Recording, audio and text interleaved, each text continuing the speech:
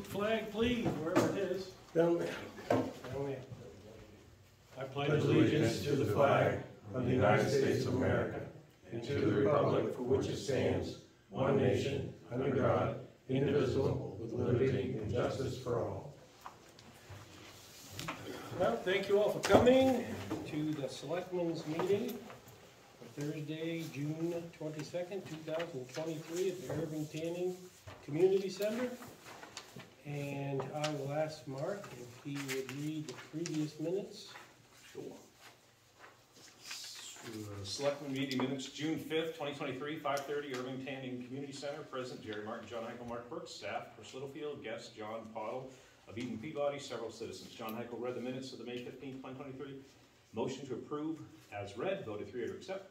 Mark Brooks read the minutes for the May 24th, 2023 emergency meeting. Motion to approve as read. Voted 3-0 to accept. Unfinished business was none. Under new business, there was a motion to appoint Chris Littlefield in the following positions: Treasurer, Tax Collector, Road Commissioner, General Assistance, Director of Community Development, and Emergency Management Director. Voted 3-0 to accept. Signed appointments on June 19th, 2023. Meeting rescheduled for June 22nd, 2023 and July 3rd, 2023.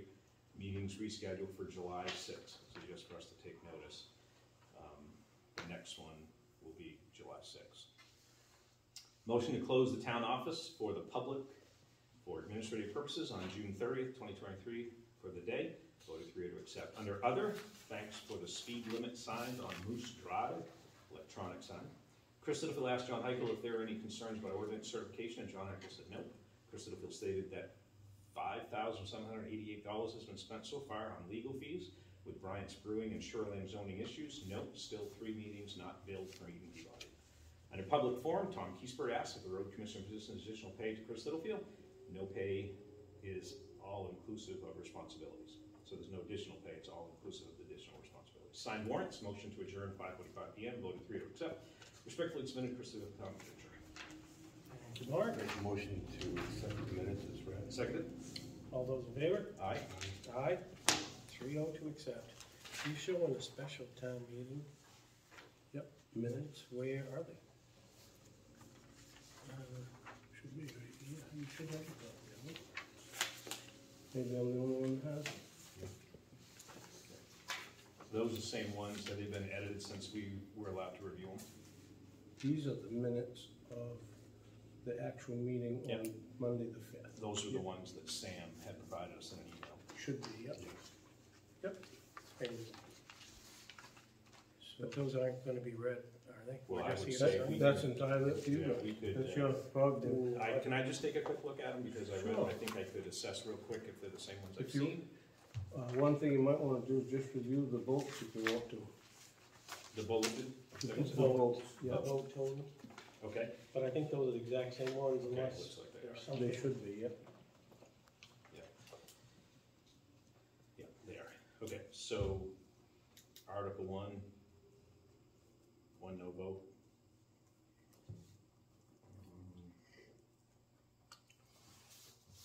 Article 2, there was 23 no votes. Both those motions prevailed. Article 3, motion to bundle Article 3 through 13, into 1 vote, and that was 57 no, 100 yes. I guess now the next Article 4.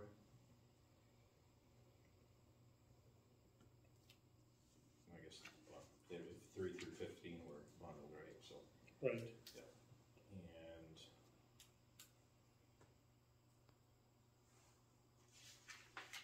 I guess we're good. So If you just do a motion to accept them and sign it, then Yeah, we'll they're sign gonna it. be on the website. What's that? I said they'll be on the website. Oh, yeah, yeah. I'll make a motion that we suspend the reading of the minutes to accept the minutes as presented. I'll second that motion. All those in favor? Aye. Aye. Aye. Send that back down. Do we need to sign I that? think we do. Yep, yep. You mind if I start on this end? No, it's good. If we need any dates, if you would take care of that, that'd be awesome. What date of today? I guess this. 22nd. Yep. And it is, what did you say it was, 22nd? Yep. It is. 6/22/23.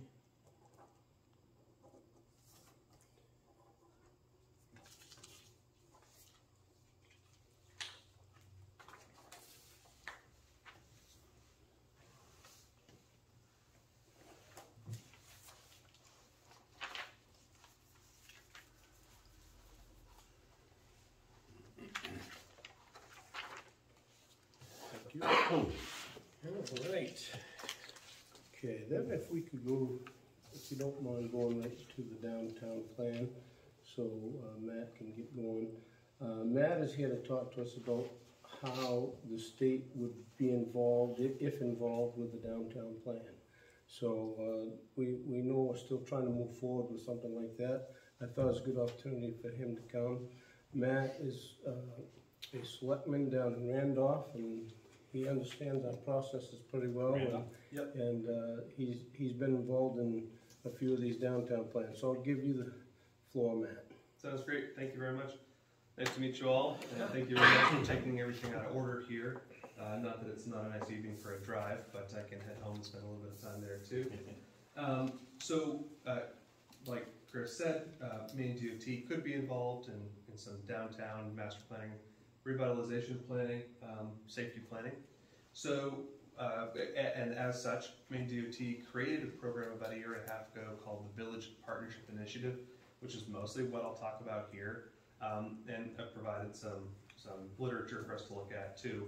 Just real quick, the first thing, the colorful wrap card thing is actually sort of a business card. My contact info is on the back of it, as well as many of you might know Pete Coughlin, Maine Local Roads Director. I think he's been in almost every community.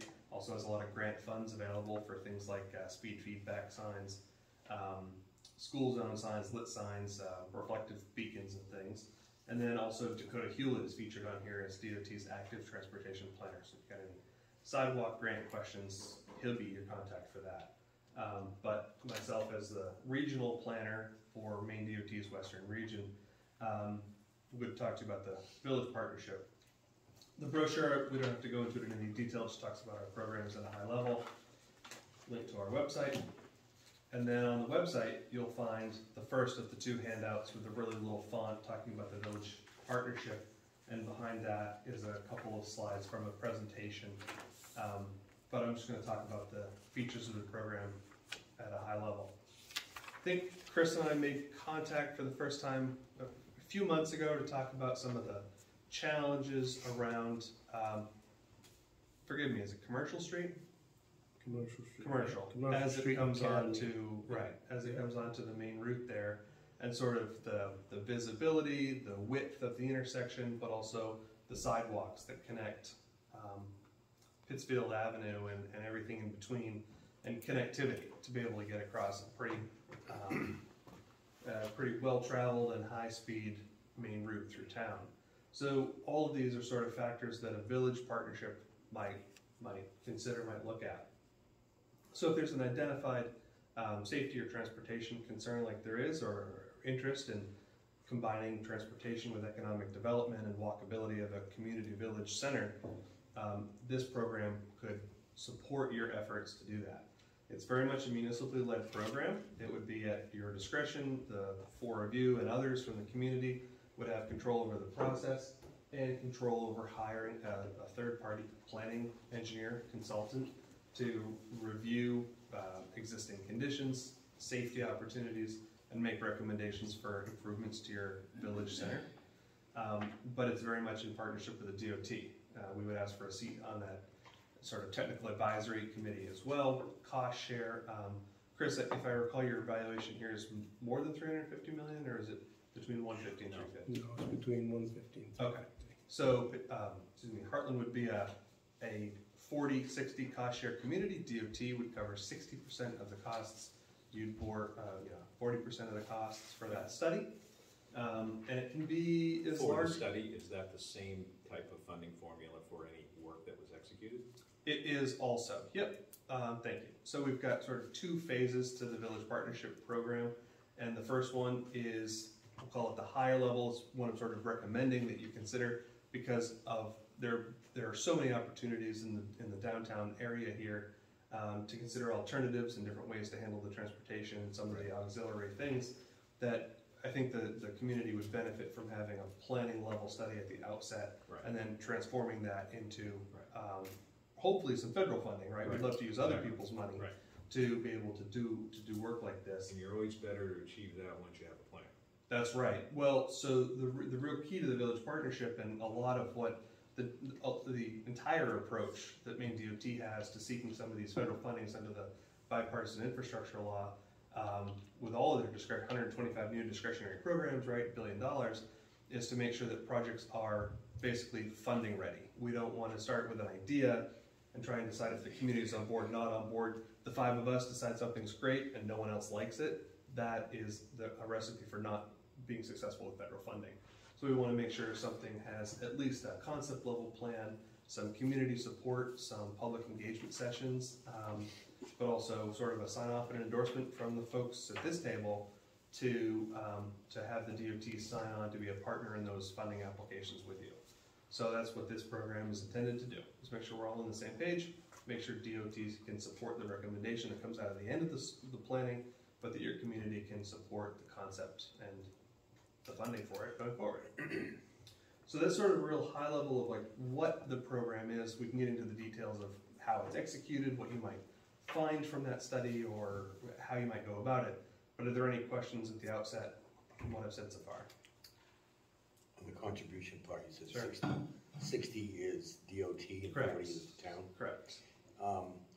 Does that mean the town has to either raise or borrow 40% contribution, or is there an in-kind donation? Is there an in-kind money that can be used in trading volunteer hours? Sure. For some of that. I will say that with so many of our partnership programs, we can talk about in-kind. It would be probably a marginal amount of that. It would largely be cash. And that's really focused on, it's really because we're going to end up hiring a third-party consultant. So our 60 and your 40% are largely going to go pay someone else.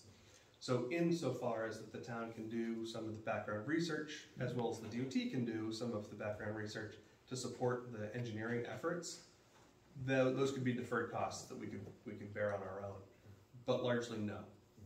Similarly, when it comes to the construction, it's a sizable enough project that public works hours and labor and materials could be provided in part, but DOT would also be looking for a cash investment from the community.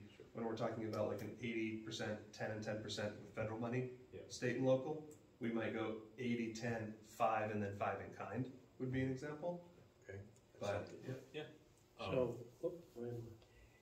I know that I'm not trying to pin you down on the Sure. exact amount for the cost of study, but in your experience, what's the approximate cost of Yeah. just the study? So Sure. we're a town who is eagerly excited about economic development, but it's not like we're dripping with coin right now. So, Understood. Right. Sure. So it's a great question, and a lot of the next step in the process, if you all choose to go forward, at sort of no cost and no, not the word I'm looking for, not being able to stop at any point, we can have a discussion about actual costs, putting some estimates to scope of work is what we want to do next, and we can do that for nothing on our own. Okay. That scope of work will depend on what that is. The more intersections and the more public meetings you have are the two real drivers to cost. Okay. For a community of this size, I'm working on a couple projects that are roughly what I would think of scope and intersection, and 2-3 public meetings, 3-4 technical meetings, and we might be looking at somewhere between 60 and 100,000 would be my guess for the planning level study. Gotcha. Okay. And then Makes a little more sense. not knowing what the recommendations could be, we could be somewhere between $1 million and $5 million for the infrastructure Right. improvement. Perfect. Yeah. Good. That kind of brackets. Yeah. Just the thought anyway. Right. So as you're looking at It's not $1 million study. No. So as you're looking at sort of what you might need to raise for funds to be able to do this, you might be looking at $30,000 to $40,000. so do you have a list of preferred engineering outfits? And if we didn't choose one of those, does that affect the 60-40? The answer to your second question is no. The answer to your first question is that Maine DOT does maintain a list of pre-qualified consultants for a number of different things. Almost everything we do, there's a list of consultants. There are 19 preferred, I shouldn't say preferred, I should say pre-qualified consulting firms that do engineering work like this through planning studies, all of whom are working on the current studies I'm working on as well. They generally are chosen. If you chose another one, though, that would be fine. The pre-qualification process would mean DOT is not too difficult for any firm to join. Did you say this? Excuse me. Did you say the 60-40 goes into the construction as well? No, it does not. That's just the plan. Yeah, it's just for the initial planning, based on your evaluation. So I should clarify, that would, the 60-40 cost breakdown would carry on to the construction.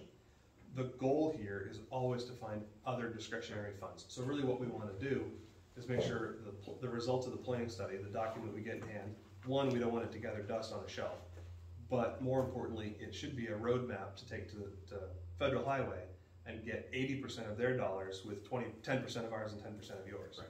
Yeah. So we're really trying to leverage the discretionary dollars. There are examples where you've seen that happen in Maine. Absolutely. Most recently, and this is quite a large scale study, is a project. Is Sanford. Went through 3 of these planning level studies, combined those studies that all studied sort of different things, but their community as a whole.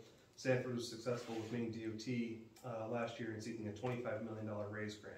It's the most discretionary grant that Federal Highway has. It's also one of the largest. And for $25 million of federal money, plus I think it's like 3.3 of ours and 3.3 of the city's money, they're able to do many improvements to their almost their entire road structure and downtown village center. Maine DOT also had a few of these successful programs prior to being called a village partnership. There are a few other discretionary federal funds. The image you see on the first sheet there is of Hollowell. Other examples are Ogunquit, Belgrade, Naples, all of which have had this real investment. The purpose of the program is a real investment in communities that have largely had state highway system roads where we make them 12 and 8 large, wide, let people drive right through them. Rural mobility was the name of the game for 50 years. And these last 2, it's really been focusing on slowing people down between communities so it's walkable. You've got economic development opportunities, there's quality of life there. So places like Belgrade and Hollowell are great examples of that. Is the scope of the work normally to the road structure, or does it allow anything in that program allow for, let's say, facades on a commercial street? Granted, some of those would be privately owned structures, but yeah, I'll say largely it's focused on the transportation infrastructure, nearly exclusively, and almost more so on the state side of things as well. So we're really looking at the state infrastructure and sort of the improvements that can happen to that. There are sort of, we'll call them other placemaking elements, streetscaping, landscaping things, features that people might want to see, connections to active transportation, parks, water, things like that, that might be included. Largely stays away from facades and things. Yeah, I got it. We're an interesting study here for you because 43, 23, 152, 23 extension through town, 150, was this 1 or 4 right here? 1. Thank you, 1. So we're the Gettysburg of road systems that come into state roads, and we're it's exciting to consider something like that. Yeah, absolutely. And sort of each of them have, I'll say most of them have their own identity as well. Like they serve different functions. Exactly. Absolutely. But you still want people to get from this part of town or even to this center from another part of town. And currently, it may not be as safe as it could be for people, or even in a single occupancy vehicle, which is certainly a component to actually be able to cross 23 safely. Could be a challenge sometimes. No question. So all of those things, our planning consultant is an engineering firm first that has some experience in public outreach and involvement. So you get an engineering level concept plan that would really give recommendations on the geometry of the road. If there are bump outs preferred in one particular area, you move a crosswalk down to get higher visibility, you increase lighting or signage in a particular area, and then sort of compiling all those things. The community has the final say on what goes into the report really and what recommendations they want to see supported, but then with an engineering concept in mind as well. So would it include sidewalks as well? Absolutely, yep. Sidewalks particularly along the state routes, but sort of connections to the state routes are valuable to consider as well. How about bicycles and walking? Yeah, definitely. As a mode of transportation that...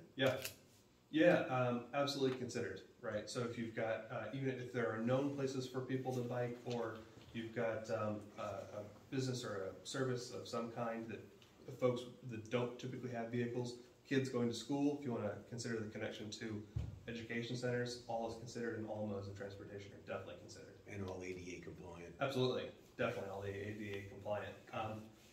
One of the first things we do in any of these studies is a road safety audit, and that includes, you don't just get me from DOT with this team, you also get someone from our safety office, our ADA compliance coordinator, our active transportation planner, as well as our region engineer, region traffic engineer, all on site with our consultant and yourselves on one day, and we'll do everything from walk the roads that are in the scope area, as well as consider all the, at least we can do for visuals of vehicle movements, and that's our team. But then it's really up to the community as well. It is a community-led project to invite your active transportation users. If you've got someone from the district that wants to talk about the busing aspect, but you've got someone else from the school district that wants to talk about getting kids to school on foot and on two wheels, they're an important piece of that. So you build this stakeholder group as well that the consultant will meet with regularly to inform.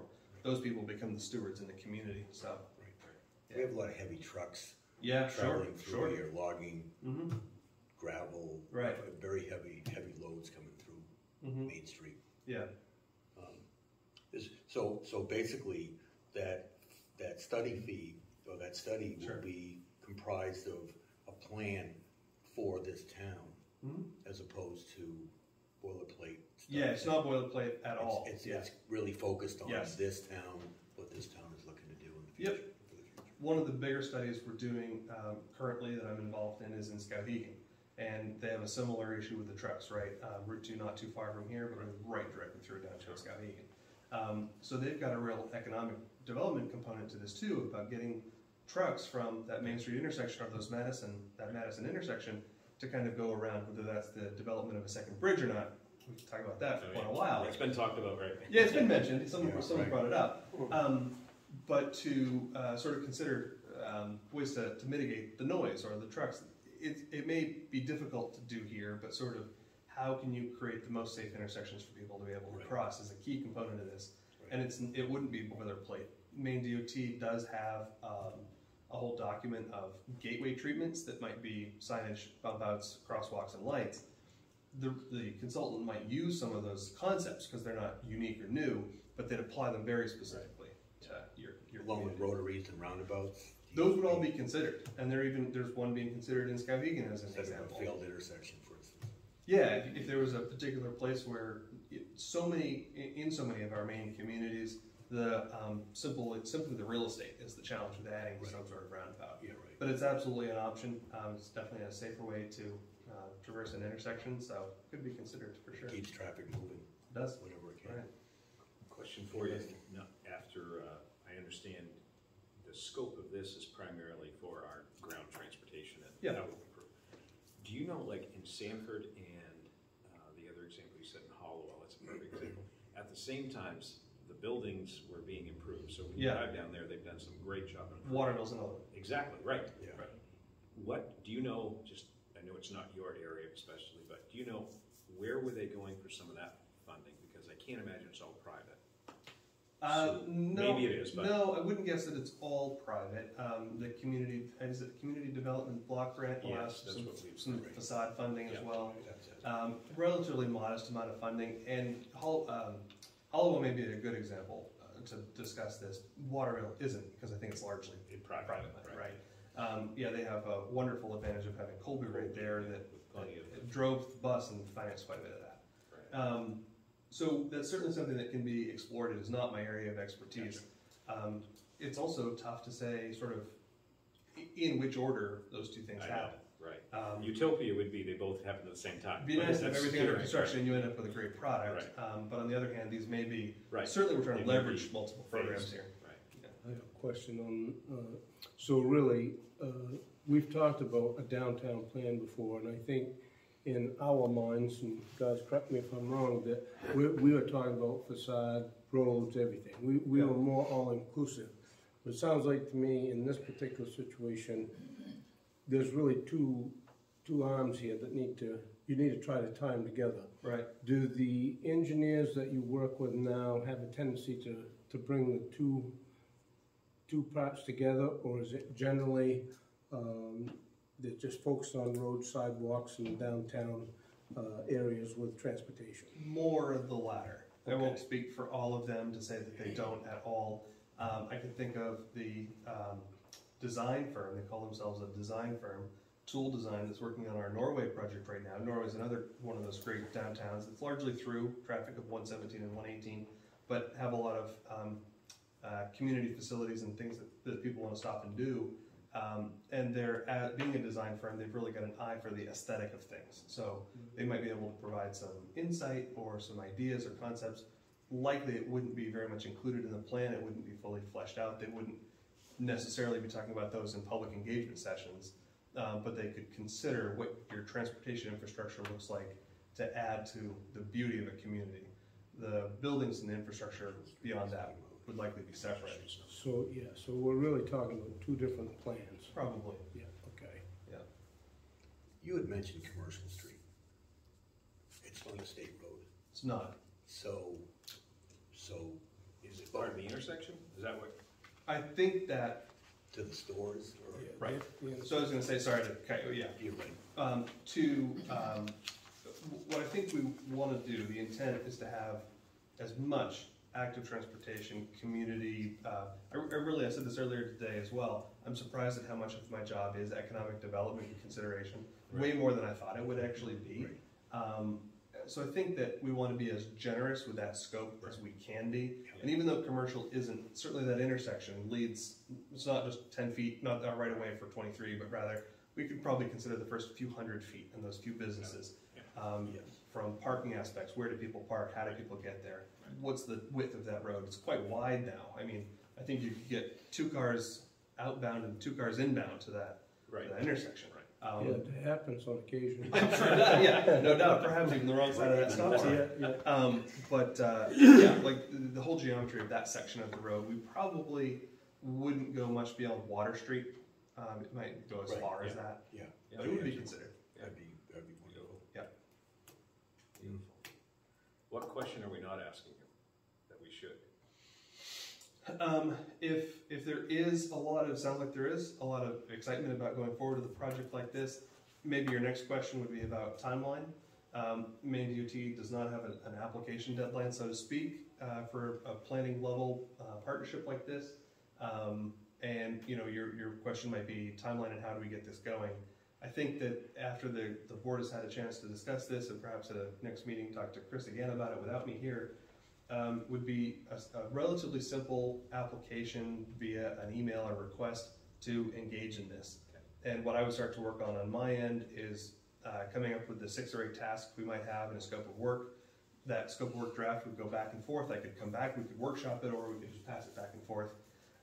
And then as soon as we get close to finalizing that, I would do what's called an independent government cost estimate. So I would say, all right, we're looking at this many meetings, this many technical meetings, we can do a couple remote, we can't do a couple remote, figure out the number. And then as we get to the number, we can hammer it out. The third step is to take those 2 documents, and the town would release an RFP to, depending on your procurement policies, we recommend you follow the federal government ones because we hope to get those federal dollars. We want to make sure we're dotting all the I's the whole way. But because it's under $100,000 likely, you could solicit 3 firms and get responses from them. You could send it to all 19, or you could leave it an open RFP for a month and get what you get for responses. That's up to you. After that, we probably could get those 3 things done in 90 to 120 days. Also depends on your funding mechanism and if you have to wait for a town meeting or you can raise the funds separately. So those are kind of our next 3 steps. Once we had a company, a firm on board to help us with the study, given the scope, the size, the timeline, the seasonality of being able to do all this, probably looking at 12 months. So we have a study in hand by end of next summer. Would get us ready for federal funding year 25. So we're probably looking at almost 24 months out to really be competitively seeking those federal funds. It's not a quick process. Including all of the construction as well as all of the planning, the Sanford example is about a 15-year timeline. The Hollowell timeline is something much closer to Hollowell and Belgrade. You trying to cheer us up here, dude, or what? I'm getting there. Hollowell and Belgrade are probably more along along a similar size. And while they waited a long time for those improvements, from the planning to the public engagement to the construction was 3 to 5 years. So we're probably looking at breaking ground as early as 3 years, and more likely 5. But if we don't get something set up, we're gonna be sitting here kicking the can down. If we didn't have a planning study kicked off in the next 6 months, we'd likely be looking at federal funding year 26. Yep. So it's one of those things where it's. So we just concentrating on the intersection by Commercial Street, or are we doing Main Street too? What No, exactly are we doing? No, it could be sort of as large of a scope as you would like to consider. If really the primary consideration is Route 23 and 152, 151, Commercial Street, and 152 goes up, right? 152 goes to Pittsfield. Back towards Stops here. 151, 43 go to. 43, okay, Yeah. all right. So if you are only interested in the intersections themselves, plus a few hundred feet to consider the transitions, including Commercial Street, we can stop there. If there are other businesses or needs or events, like you might come all the way down here instead of stopping at the intersection. What are your guys' presumption on that? Well, I'd like to get as much as the downtown into looking like something that we're proud about, and I think the issue will be, the desire will be directly proportional to the money we have to raise. Does that make sense? Because the plan, we'd like to shoot for everything to connect the downtown. But then we're all realistic too, trying to sell a large portion of, let's say we didn't get any Fed money, right? Trying to sell a lot of money to the town might be a difficult stretch, but we've all had discussions here about the downtown. There's a lot of energy to have, we've had somebody else in here talk to us about a plan, and that's why Chris has brought another option here. Heard about this. Yeah, because like most places, we got a few dollars. So what do you do? But I know, I You understand. spend it on engineering fees to find out you don't have enough money to proceed. Right. So, that's a fine line to walk. Or It is. do you try to get what money you can and do what you can? The whole gambit would be great. Right. But I understand. with, Yeah. with little dollars, that's, So I that's think we hard. manage our expectations, but we try to plan for a different heart. I think that it is tough. It's a reality that the infrastructure here is only getting more expensive as we go. I mean, very simply, over the last 5 years, things have more than doubled. Yeah. It is tough to do a lot with a few dollars. On the other hand, I think if you want some cheering up, here it is. I think that Maine, because of the relationship we very much enjoy with our senior senator and our entire delegation, has been disproportionately successful in these discretionary She grants. has been very kind to this town. Yes. Mhm. So I think that there's a lot of opportunity, rather there's a lot of reason to feel positive that there'll be some other funds at the table. And even if we don't get there, even if not every town realizes the dream of having 80% federal funds into your project, DOT is still at the table. We've funded this program for a number of years. We are still prepared to offer 60% on some improvements. They may be, we may have to take that report that has 8 recommendations in them and do them over 8 years. But we can get there. We can continue to do these. Hollowell was an example of a program project that Maine DOT supported without a program. We found those funds in the work plan because it was important to transportation in that community and to our capital area. But it's not binary here. We're not just going to say, okay, forget it, we can't do anything. We can do something, we just aren't sure how large it's going to be. Yeah. Almost everything starts with a solid plan that's publicly informed and engineered. We don't want to have a great plan sit on the shelf. None of us do. Right. We're right there with you. We don't either. Yeah. And that happens, we've It has. seen that. Sure. It's There's a Maine- whole filing cabinet at Maine DOT of great plans. I'm sure, right? Right. Is Main Street going to be addressed next year? It's a good question. I know we're currently going through our work plan management process, and I failed to look at which projects were coming up. I'm not sure. Sorry, I cannot answer that, Okay. but I can pretty quickly find out back at the office. That'd be great if we knew that. Sure. Yeah. Thanks. Well, and you do raise a great point, is that I say it's a long process, but the synergy of existing projects is critical too. Yeah. Right, yes. So if we know we're gonna be doing something, or if the town had an expedited timeline of saying something very specific is gonna happen with the mill or the infrastructure around you, you've got a bridge that needs to be replaced.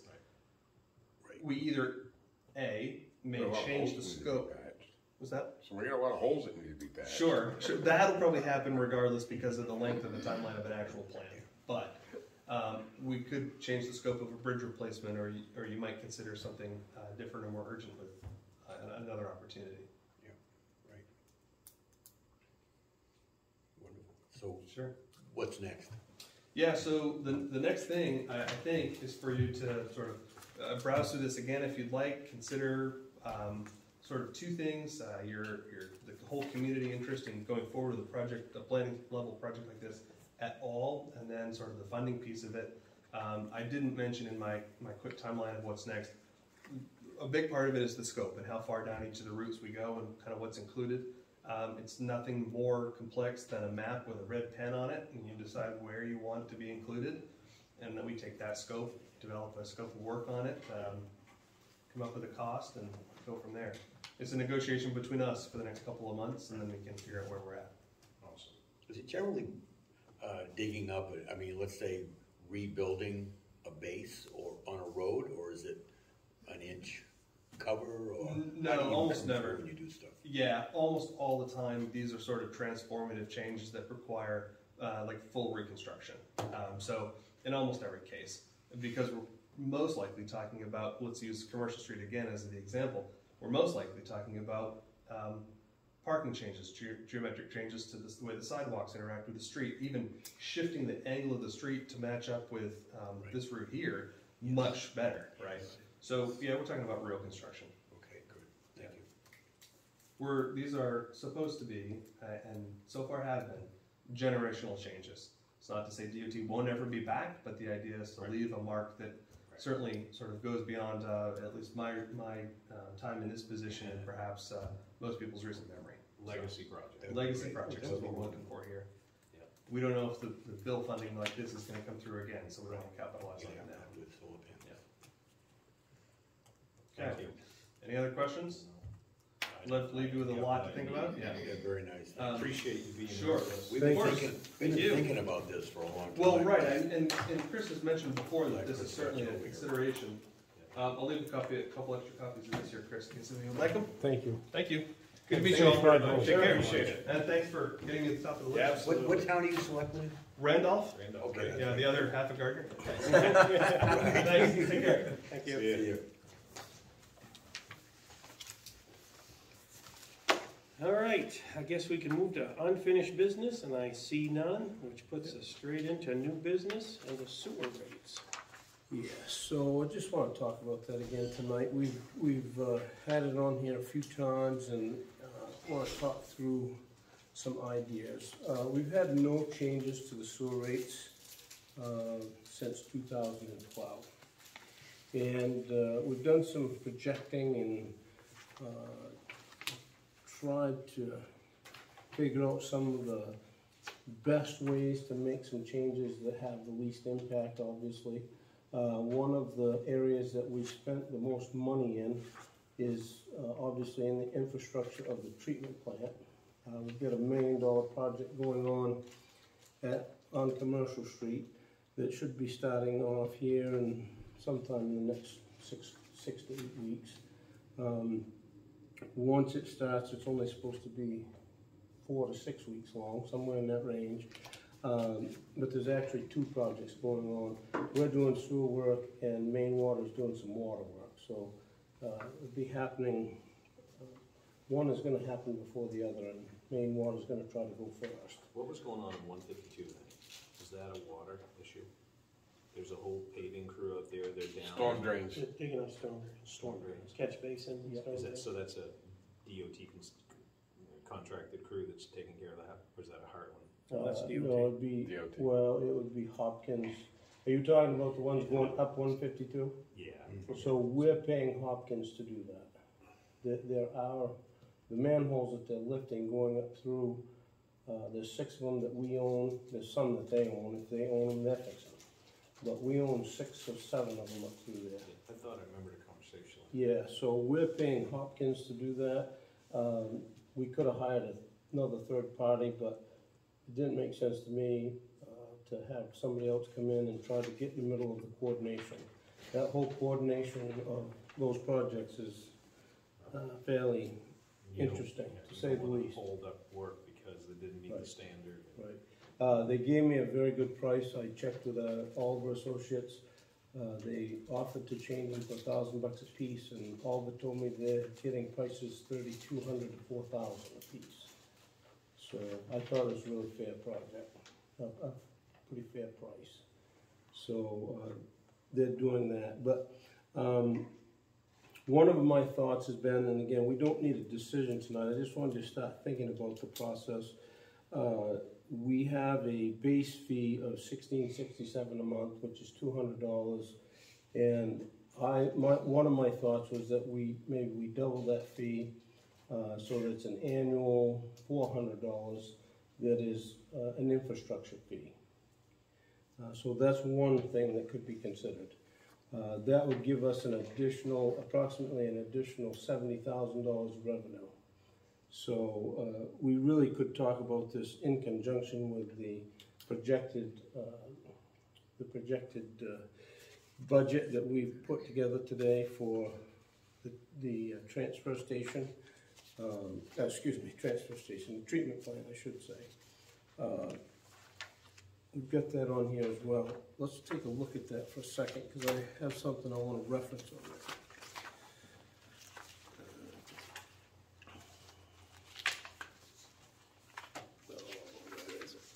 Get it here somewhere. You're looking at the expense sheet? Yeah, we have an HPCF expense sheet and an We do. a landfill Yep, we expense do. sheet. Okay. All right, so, yours is a little different than mine, but it should be the same numbers, okay? If you look at the HPCF, this is projected budget for next year. Okay, and if you look at the total, you got a total budget figure of, where the heck is mine here? I gotta find mine. You wanna use this one? Yeah, We can play I along. just wanted to show you the differences. It's easier to see on the back page. The back page? There's a revenue page, Yes. projected revenue. Yep. So the projected expenses are $571,950 for the treatment plant. And then if you go to the back page, the projected revenues are $580,500. That's the last page of this one. If you look at septic at $50,000, the sewer increase of $230 is considering the $70,000 increase. Which would be inclusive of how much of a raise? I didn't figure the percentage. It would be a 50% raise on the, So would be doubling the sewer rate. yeah, that's actually 100% raise on the sewer infrastructure fee. Yeah, because you're gonna double That's it. paid by ratepayers, Yes, and that would go from 200 to 400 for the year. yes. And then you'd have your usage fee. Leachate, the proposal here in this is switching leachate from 3 cents to 4 cents. That minimizes the changes we have to make to the ratepayers. As you gain dollar value there as well, which as you can see leaves you about a $10,000 gap, $9,000, $10,000 gap. And again, these are projections in our best guess of where we end up. The gap is positive. Yes, it is. Okay. Yep.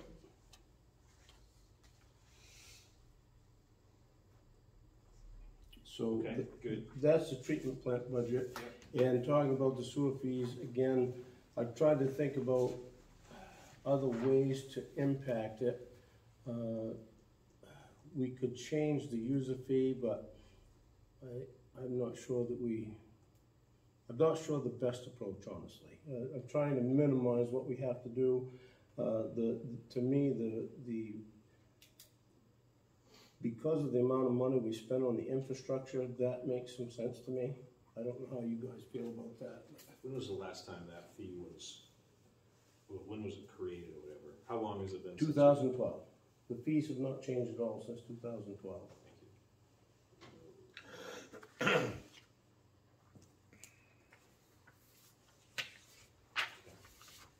Chris, the leachate, explain that. I heard you say go from 3 to 4 cents. Yeah, so we're doing about, and then again, this is a projection, we're doing about 8 million gallons a year. So if we're at 3 cents, obviously it's gonna be around 240,000. If we bump it to 4 cents, it's 320.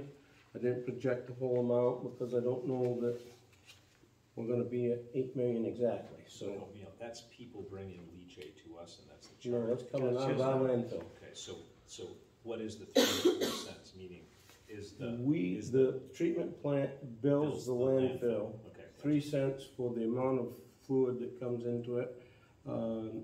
We've been doing that for a couple, 3 years now. And again, making a change from 3 cents to 4 cents is a big difference on the budget. I got you now, thank you. Yep. And this goes to the companies dumping in the landfill, or does this go to the rate? Where's this increase come from? It's The budget increase of the is coming from the landfill.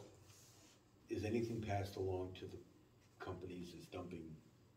Well, it's gonna be part of Certainly has, tipping right? fees. Tipping Right. fees, part of the tipping Right. Yeah, fees. they're gonna end up paying it. They're gonna end up Right, paying it. they pay it through the tipping fees. It's part of our operational That's cost. a tipping fee, I couldn't Yeah. think of that name. It's really another We had, unintended positive consequence of the landfill's ability to help the total town of Heartland's. Potentially, yes. right, Yep. and starting to import leachate, what kind of dough, I know we're not doing anything there yet, but what Well, kind honestly, we're having a little struggles with that. We're not sure where that's gonna go. We're still experimenting with it. And I'm hoping to have a better feeling about that over the next 2 months. We have an opportunity with a landfill to take a few million gallons a year, maybe 3 million gallons a year. But it causes I'm not a treatment plant person, so I can't tell you the technical term, but essentially it slows the bugs down in the lagoon. And at some point, obviously, you could kill them the amount. too toxic. Yeah, if it got too toxic. So there's an ammonia content that's really high in leachate. Ours as well. It's a combination of the two. What we're experimenting with and trying to find out is, does it make more sense to go after septage? And we're really leaning, we're kind of in the middle of the road right now, trying to research, and I'm communicating with a few of the other treatment plants that one of them in particular has turned away 2 or 3 different companies just because they're at their maximum daily limit. They were gracious enough to give me the names of those people. I just got them this last week, so I haven't had a chance to reach out to any of them at this point to see if there's any opportunity there. But we're still seeking opportunities there that would impact the septic receiving figure there of 50,000. So that would be where you'd see a gain there. So this is the budget we're putting into Trio, so this is the information that should be coming back to you.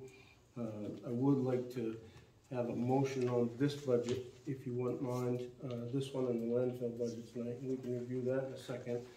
We're kind of skipping through with the rates in this budget because they're kind of hand in hand, really. They're tied together.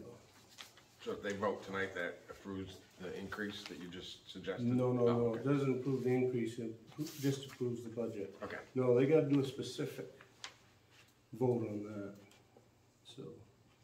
I didn't plan on voting on the increase tonight because we haven't talked about the strategy yet, so I wanted you guys to have a chance to think it through And That's just preliminary numbers. preliminary numbers. The budget itself, on the expense side that's really what I would like to try to nail down, is the expense side.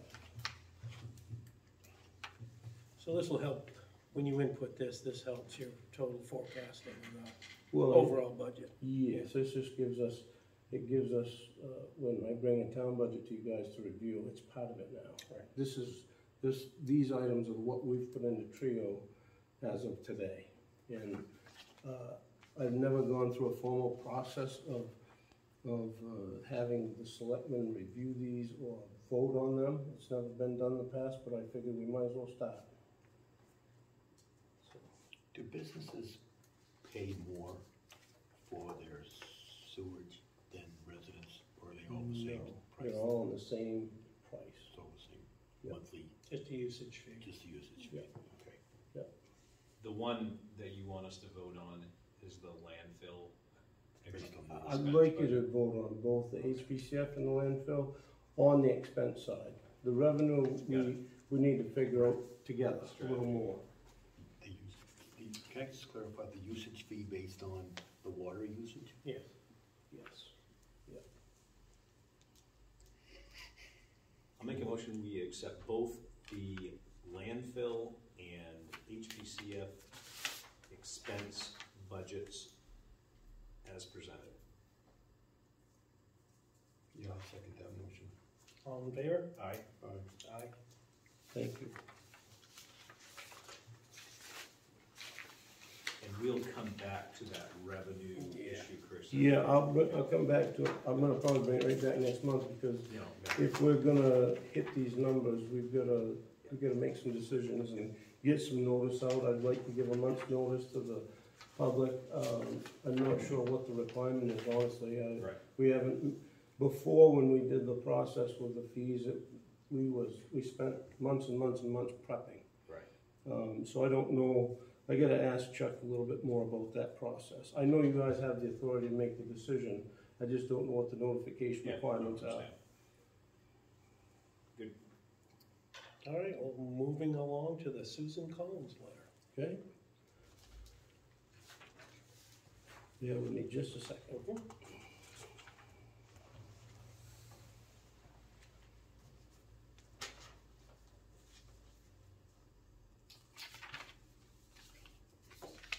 Jim gave me this one, I have mine's right here. It's United States Senate, Mr. Christopher Littlefield. Dear Mr. Littlefield, I received your request for federal funding to upgrade the wastewater infrastructure in Heartland. You may be pleased to know that I have requested that $5 million be included in the fiscal year 2024 Interior and Environment Appropriations Bill for this project. Submitting this request to the Senate Appropriations Committee is a critical first step in the appropriations process. The annual appropriations process is very competitive, with thousands of projects from around the country submitted to the committee for consideration. As the vice chairman of this important committee, I am committed to advocating for federal investment in Maine that will, among other things, improve health and education, promote economic and community development, and strengthen our infrastructure. Over the coming months, Congress will work to develop and pass appropriation bills for fiscal year 2024. I will continue to work to advance this and other worthy Maine projects as this process moves forward. Susan Collins. I have another one here to Jim Dyer that Jim shared with me tonight. And I got one somewhere on this that I thought they were both in the same letter, but anyway, this says, I'm writing, dear Mr. Dyer, I'm writing to you to update you on the status of the Irving Tanning Community Center's request for funding to renovate the community center in Heartland. You may be pleased to know that with my support, $238,000 has been included in the fiscal year 2024 Agricultural Appropriations Bill recently approved by the Senate Appropriations Committee. And it just gives the same declaration that about the competitiveness of the money. Thank you again for taking the time to share your views with me and on this important project. Sincerely, Susan Collins. So, two exciting Very nice. notes. Yeah, you're not gonna get it unless you get on the table. Right. Absolutely. It's good news. Very good. So, we have computer use policy. Yes, so this policy is a policy that our insurance company has, I'm gonna say that they requested it, but they're really demanding it because they basically said if we don't adopt it, they're gonna cancel our insurance on this side of it. So, this is about password safety, things of that nature.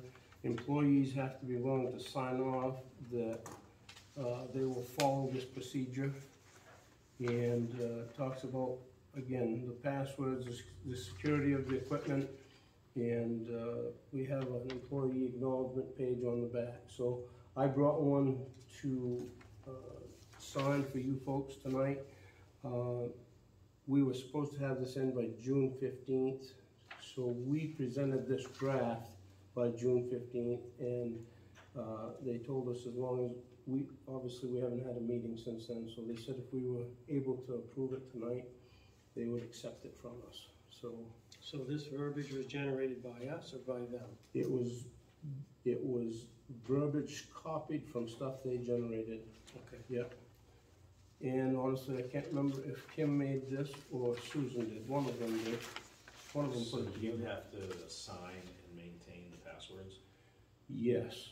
I'm not excited about this. It's more work, honestly. And I don't know about you guys, but I don't log out of my computer every time I go to the bathroom or I get a phone call. So it's a little bit of a... This is very similar to any government or private sector entity right now. Yeah. So this year, they're willing to, they're saying, please do it. Next year, it absolutely is going to be required in order to have insurance. So this is how it's been presented. I make a motion to accept the computer use policy for the town of Harlem as presented. Second that, Joe? Yeah, I'll second it. Okay, all those in favor? Aye. Aye. Aye. Thank you. Would you guys sign it, please? So who's gonna be the computer police in the It office? says right there, the town manager. Well, yes, but who's really gonna do it?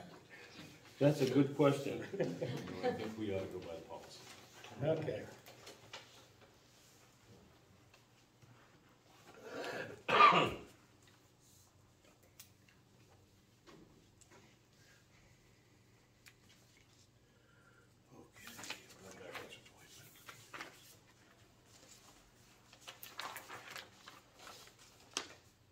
Thank you, sir. Okay, sign certificates of appointment. Yes, so I got a bunch of these again too, and, let's see, last time.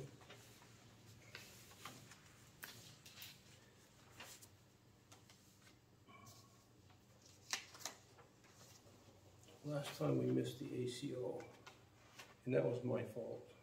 Right there, it is right there. Okay, so tonight what I have,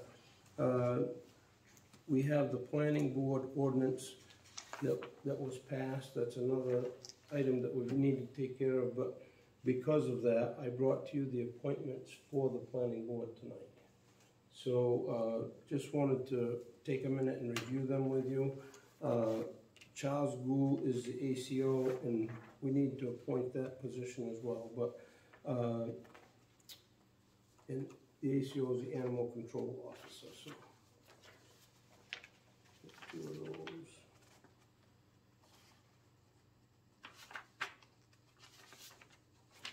And then the other thing that we noticed reviewing information is there was still the cemetery supervisor position, which is in my contract, the grant administrator is in my contract, and wastewater treatment plant and landfill manager is in my contract. So I brought those appointments as well. Then we have two alternates, Terry McGee. Terry has volunteered to be an alternate on the planning board, and Dan Piasecki. Dan is from West Heartland, and he's an engineer by trade, and pretty neat guy. He's gracious enough to volunteer as well. So both those guys are alternate planning board members, and then we get back to the crew that's been there for a while: James Dennis, Dana Littlefield, Timothy Belanger, Russell Wilson, and Randy Butler. And you notice Steve Seekins asked the other night if he could resign. He said he would like to resign if we're going through a formal process and making changes. Well, we thanked him for his service. At some point, I would like to do something to recognize him for his work. He might make a great Spirit of America nominee next year. So just those are, that's what all these appointments are. I don't know if you want to take them as a whole and sign them, or if you want to do them individually. There's several of them here. I'll make a recommendation, Mr. Chairman, that maybe we take them as they, like, the board, and then, you know. Yeah, we have to do To them. the distinction of the board, right? Right. Inclusive of. Cart and horse thing. Right. We've got to do the board members first before we can do the board, so. So you want to do these? Yep, we can do them as a whole, Yep. as presented. Well, these are all existing. So this is becoming in compliance with the new ordinance. Right. Yes. Do we need a motion? I think a motion to accept the appointments as presented is a good motion, and I'll spell it out in more detail. Okay. I'll make that motion, just to make sure nobody had any discussion, We may need to confirm the appointments. like, with them. No, vocally, I mean, You want to spell out every name? I think the planning board, I don't know who appointed, I don't know who did these appointments, but I think the planning board, I mean, I think the board of that's the selectmen the town manager recommends to the town selectmen. and the selectmen confirm it. Right, like Right. that's And what that's we would what be we're doing in a doing motion. right here. That's right, that's what we're doing. Yeah, But right. do you have a problem with us doing it as a whole, or do you want to say the names individually? I would say the names, so, as- Okay? it's just a simple thing to read the names. Nope. Yeah. Well, I'll make a motion that James Dennis be appointed to the board, or confirmed for the board. Second. All in favor? Aye. Aye. If you want to start with that one. Here.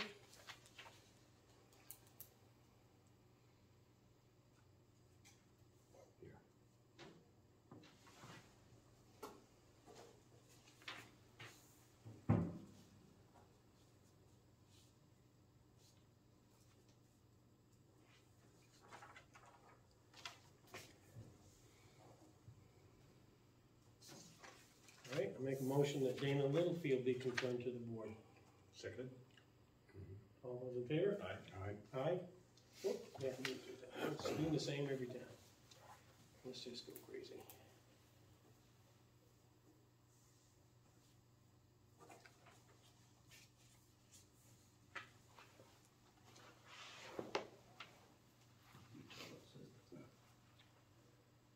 No. So, are we responsible for giving under our hands this day? No, we can fill that in. We fill that in when they do the. swear. When they take the oath? All right, I'll buy that. Are the terms written on here? Yep. The terms match the ordinance. 3 years. They're all three. I believe so, yeah. On the planning board, yes. Okay, I'll make a There should motion. be some continuity though, so they don't all go up at the same time, they should be staggered terms. So there's continuity to the board, so all five run up at one time. Problem with starting with a new ordinance though is I You gotta think, start I it think now. that, some of it will take care of itself, someone will get off in a year and you'll have a new one come. The point is valid. I think point the is valid. ordinance is 1, 2, and 3, I thought. It does say the distinctions. I didn't see what it says here. Says 3 of them for 3 years, with the initial appointment, or the case of the appointment for the entire board, 1 for 1 year, 2 for 2 years, and 2 for 3 years. So, You get to pick. yep, choose I think those. you pick. And I guess, Okay, so then back to the question, we have to assign these dates? If Well, you're if saying, you're gonna change them, yes, you wanna assign them, because that, if you follow are they all this as, 2026? yeah, that's what I'm saying, is that's just the only thing that is the specific day It expires. that it starts. Starts or expires? Expiring Usually that there's day. an appointment that's expired, Right. right? Fine, okay. So expires on, and they have to fill in the date. So, So, I guess my We- thought would be is you start with the people who've been on the board the longest, if we know, and give them the 3-year, and then we'll go from there. I don't know if there's a extra fair way to do it, other than we get to choose right now in the first round. right, they're not, I can tell you they're not gonna care. I went to the meeting the other night and talked to them. yeah, it's fine. After We what just you gotta do, figure out what for we're the gonna one-year do. Term, I think. Right.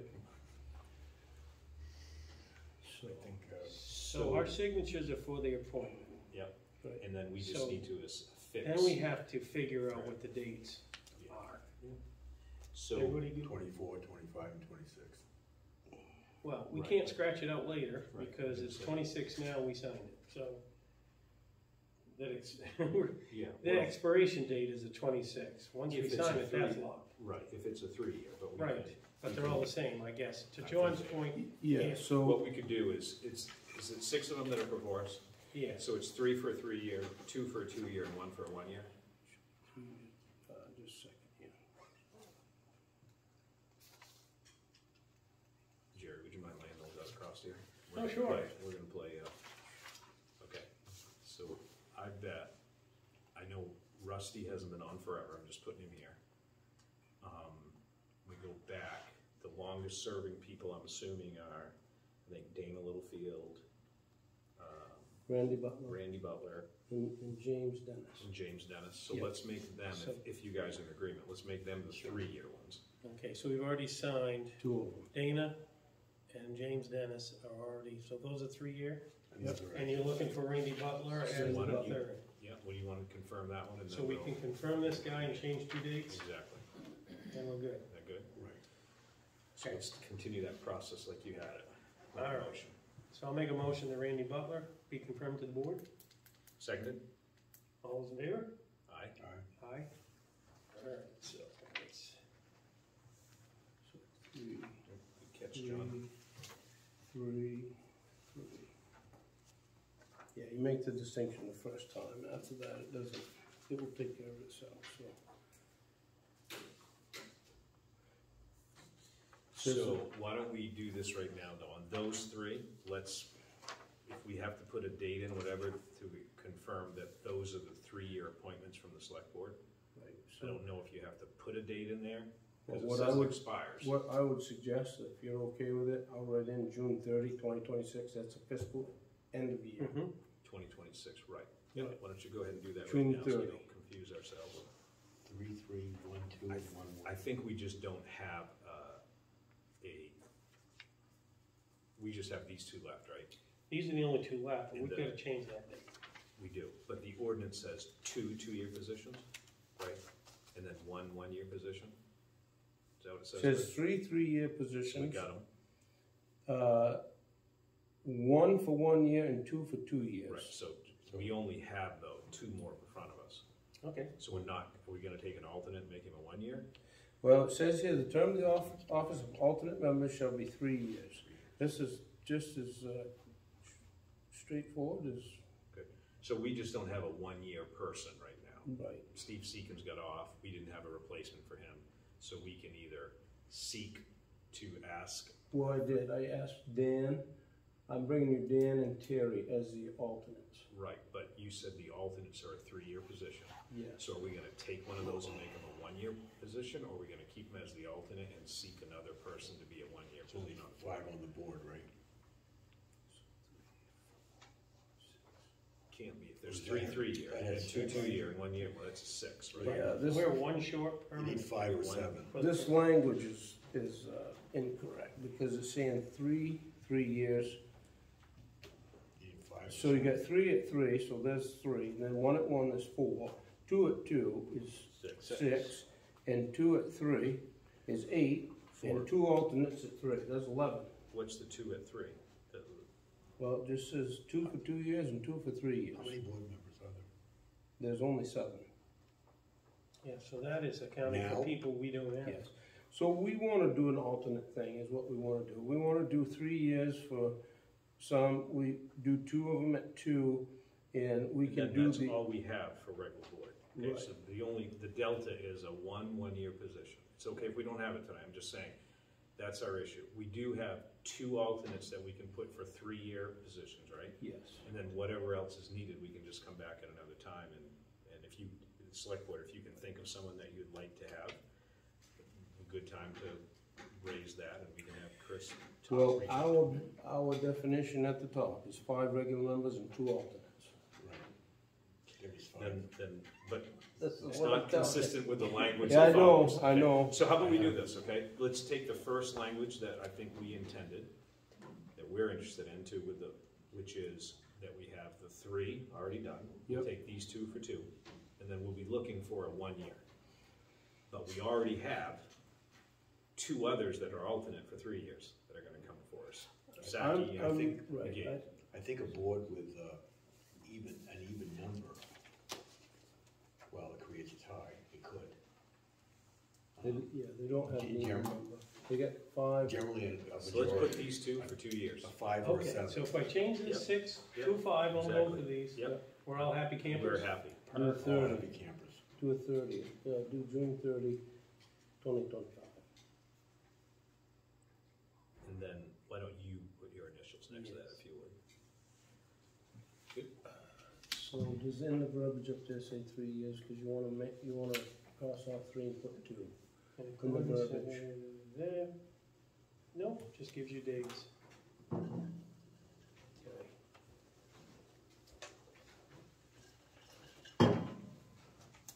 Yeah, I didn't notice that rundown. I knew it was offset, but I didn't realize how many, they got way too many people on this one, this definition. The whole purpose is to offset it. And do you mind making a motion so we can? Oh. Okay, yes. We'll get this. We're gonna work through it, but Here we go. I'll make a motion that we accept Russell Wilson as appointment to the board for 2 years. second. All those in favor? Aye. All right.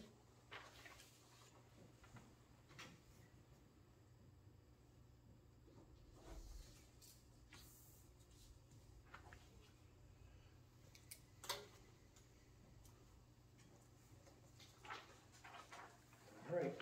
I'll make a motion that Timothy Belanger get appointed to the board for 2 years. Second. All those in favor? Aye. So we would have now 5 full term appointees. We are Yes. missing a 1 year. And now you have some alternates for us, Yes. Yes. and those can go for 3-year terms. Yep. Perfect. There's that last one.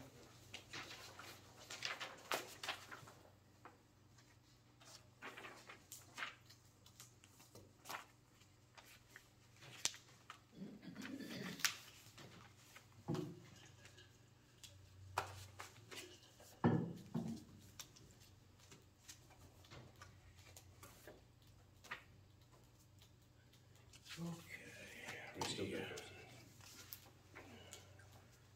All right, so these are the alternates.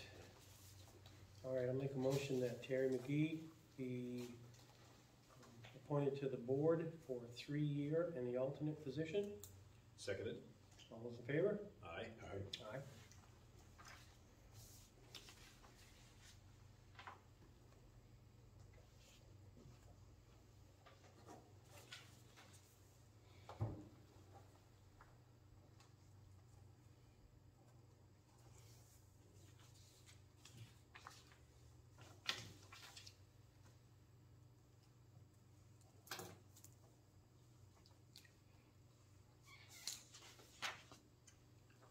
Make a motion that Daniel R., how do you pronounce his last name? Piasecki. Piasecki be appointed to the board for a 3-year stint. Seconded. All's in favor? Aye. Aye.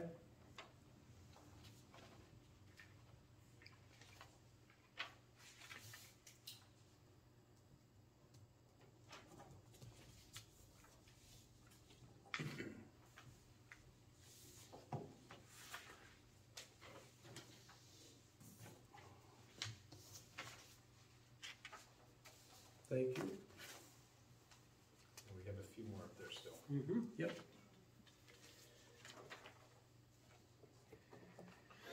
Okay. Okay, make a motion that Christopher Littlefield,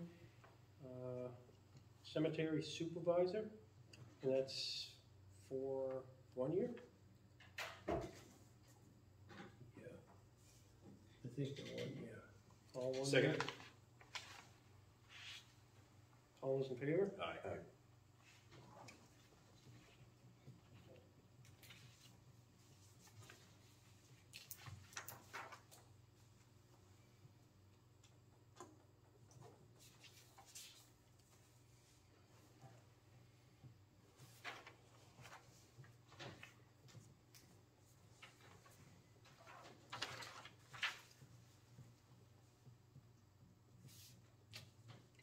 Make a motion that Christopher Littlefield be appointed as grant administrator for the ensuing year.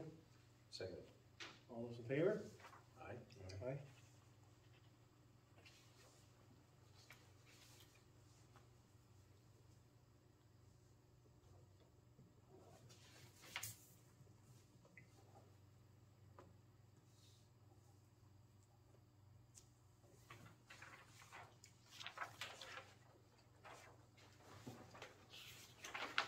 Make a motion that Christopher Littlefield be appointed town manager, wastewater treatment manager, and landfill manager for the ensuing year. Seconded. All those in favor? Aye.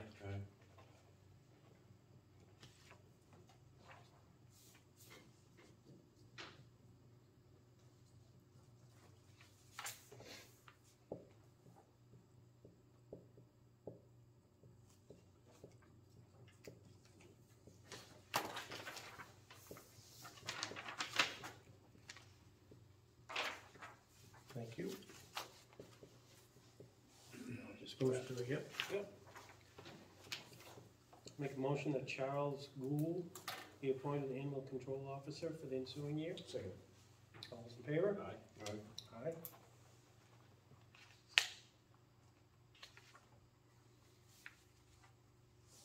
Is it two there, 2 copies? There is 2 copies. Do you need signature on both? He's the only one. I thought there was another one. I don't know. We don't need this one. I did assistant. What's the date on that one? What's the date on that one, guys? Expires on the 30th. I've been writing that in the other ones. Yep. Okay, no, we don't need this one. This is just extra. Question was, we just have one animal control officer, right? There's Yes, we only have one. Should really have 2, the way he has them, or, Busy.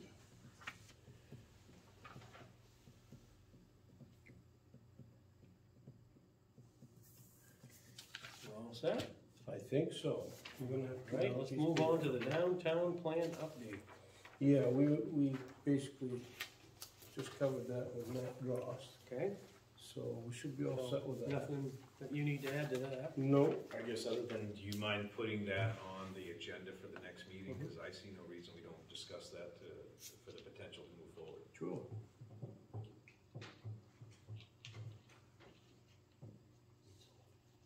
Yeah, good point. She told Chris that we were gonna have an update on solar panels and. They're coming, next, the July 17th meeting. She's already reached out to me. She's coming back on the 17th. July I think- 17th? I believe it's the 17th, Joe. We have a decision? Huh? No, they haven't heard a decision yet. She said they might by then, but they haven't. No, they're bringing Tyco's reps, I believe. I don't really know why we need to talk to them if they're just gonna say we don't have a decision. I don't know if she You know wants, what I the Tycos They're people wanna come, I don't know what They're the. trying to warm start us, but I mean, the bottom line is, we've been hearing that next month, and I do know it's not their fault, it's Right. the, whatever the PUC, iOS, whatever Right. term, acronym it's, but, you know, Really think we're gonna forget. Well, I think that they'll be here in Heartland because they'll come to this, what I think is they're gonna come to the site.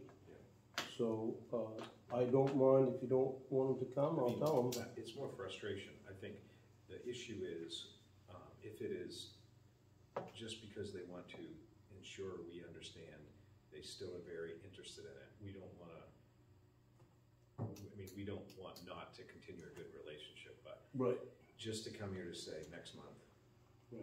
it doesn't We don't have the serve, answers yet. right, it doesn't serve any assistance, but how about we defer to you? If you, There you go. if you, in your discussion with them, believe that it could be add value, then we won't be bumps on the log for them, but you understand our frustration, Yep, because you have yep. the same frustration. Oh, which yeah, is- it's gonna Tell us continue next to. month, next month. Definitely feel them out, Yeah. if there's something to And talk we about. appreciate it, I mean, at the end of the day, we want them here.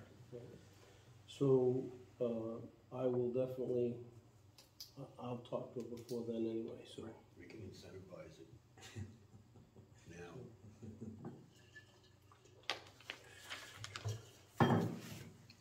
Worth there. Right.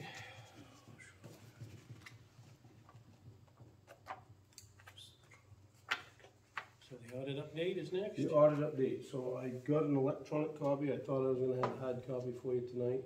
I sent you all an electronic copy this afternoon, so I'll bring the hard copies next meeting. So how we looking? Good.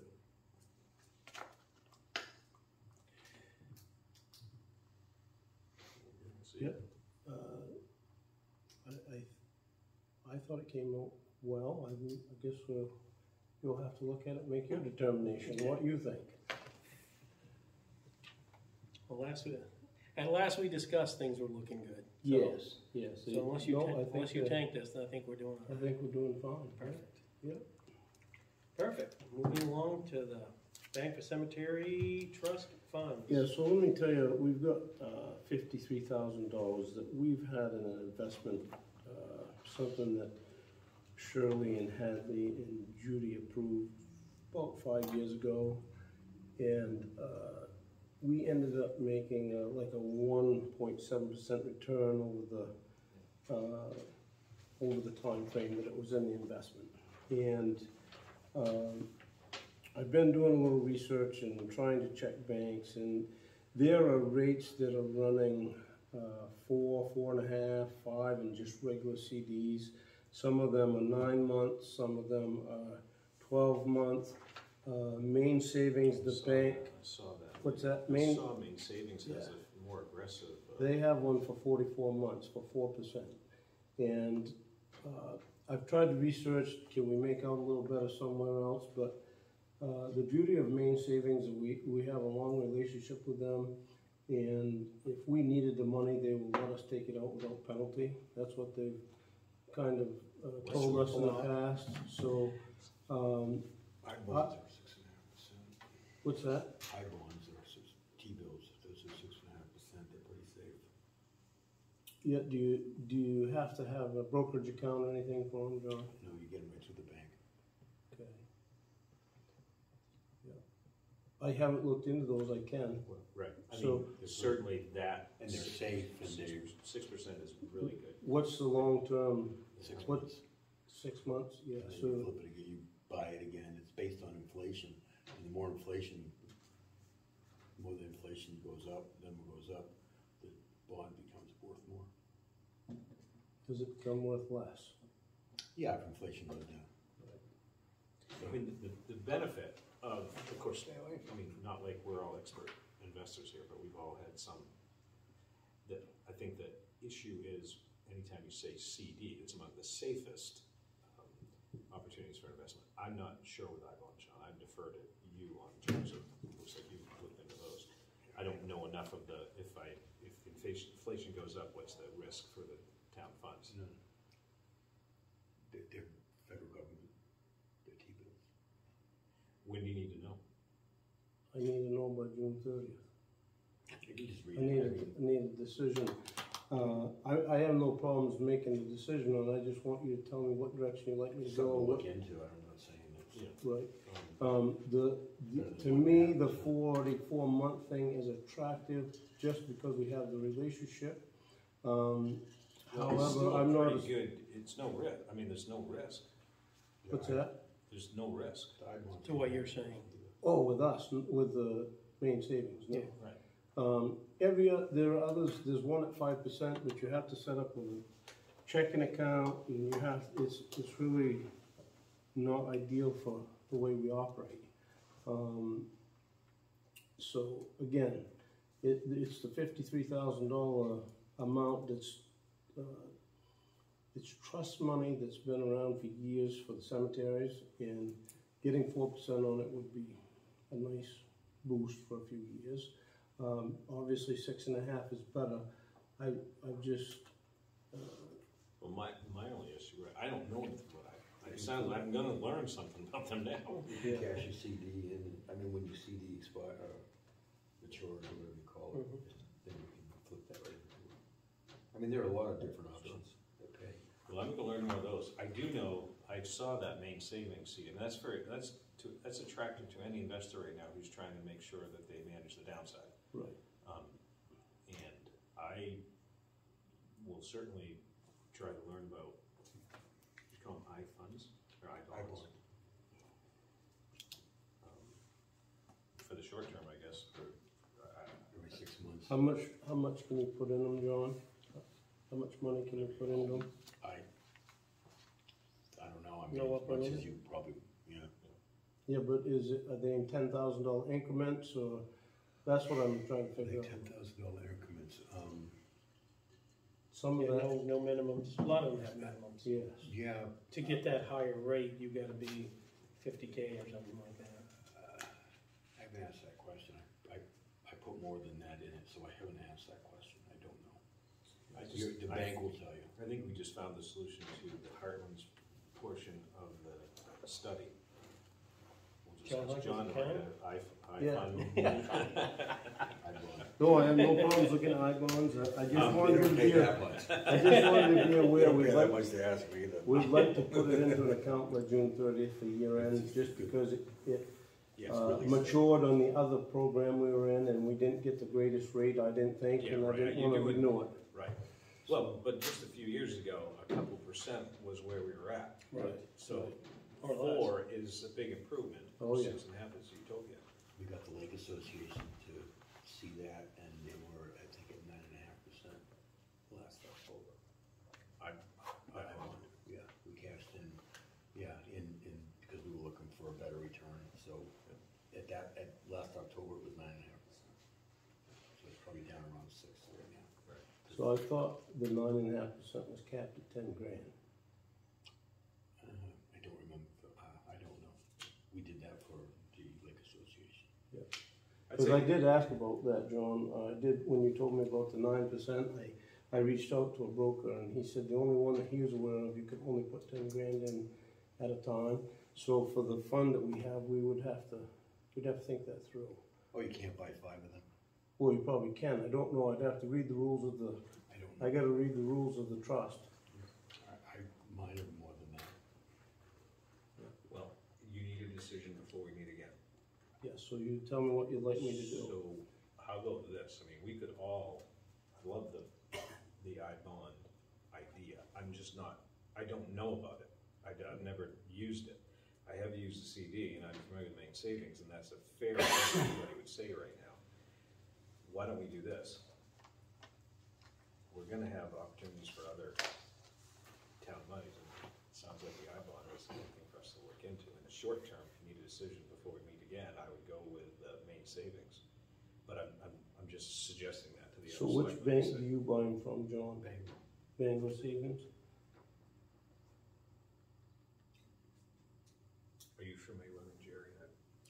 I have heard of them, but I've never used them. Chris, are you? The Have you heard that? treasury bonds. Yeah. If they go out of business, then we're screwed. Which is a possibility these days, right? Yeah. No, all I got for feedback on it when John had mentioned it to me is that you can only do them in $10,000 increments. No, they're not connected with the stock market. They've got nothing to do with the stock market. They're the US Treasury. Yeah. So that's what they are. So Yeah, it's got nothing to do with the stock market. Treasury bonds. Yeah, Yeah, I'll research it a little more, see what I come up with. I say we defer to you. Yeah. Chris, pick it up. If it's, Look at. I mean, you're a money guy. possibilities for- if it's something that looks attractive, then Okay, jump in. If not, go the safe route with our tried and true. right, okay.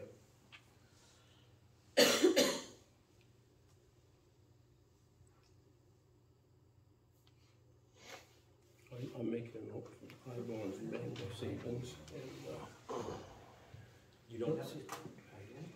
I just got it. I did get it.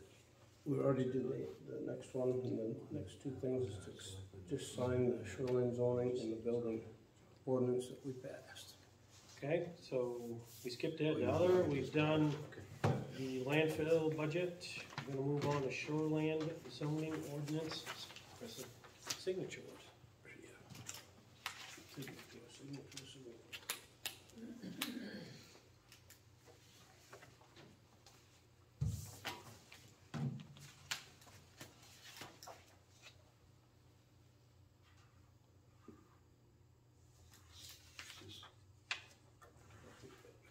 This audit is official. Yeah, but we're signing it with that. That's all. You all set? Yeah, the audit is, Is the audit yeah, the public? audit. Is this, What's for us, that? is this audit for us to review, or is this the Yeah, audit? that's why I sent it to you. Yeah. Yeah. He's just asking Is to it- disseminate it. Is there anything to Is it disseminate? public, or is That's it? discussed You ought to here. read it first and decide if you have questions before you disseminate it, because you might find something that you wanna research a little more, or whatever, but Okay. we'd reach out to it will be public as soon as that's why I'll bring it here and we'll make a vote on it. Got it. Yeah. I've already signed it, it's accurate, I've been over it and over it. And Okay, just wanna make sure we don't do. yeah. anything.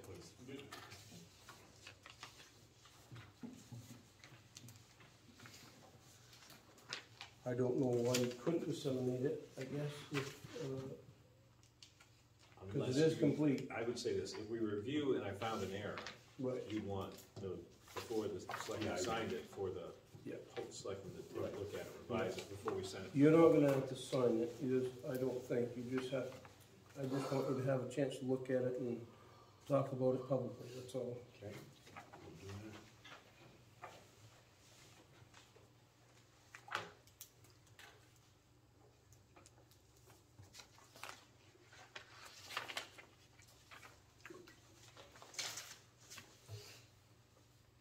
So, you know what we didn't do? Oh, the planning board as a whole. We all, For sure. okay. I know, we said we weren't gonna do it until we did all the rest, and then we Right, didn't do it. Right. We'll get there, Okay, it's a lot of paperwork tonight. it really And is. this will be on the website of the, It will be once we review it as a Facebook. group, yeah. He's talking Oh, about those- shoreline. oh, yeah, those will go right on. this will go on the website. The shoreline zoning one, has to be approved by the state, so that one probably won't get put on immediately. It might get put on, if we was gonna put it on, we'd wanna do it as a draft. Draft, sure. Right, we're Pending still, review of DEP. yes, Okay. yeah. So I am gonna make a motion that we affirm the planning board establishment governing laws. Seconded. All those in favor? Aye. Aye.